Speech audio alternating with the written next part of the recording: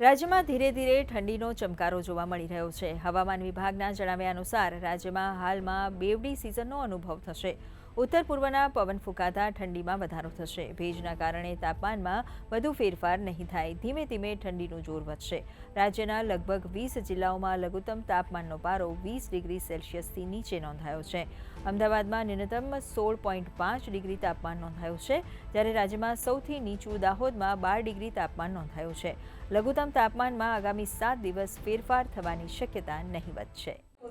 आगे का जो फोरकास्ट है 14 से 20 नवंबर तक मुख्य तौर पर शुष्क रहने का पूर्वानुमान है। और जो मिनिमम तापमान है अगले 7 दिन तक कोई बड़ा बदलाव नहीं रहेगा।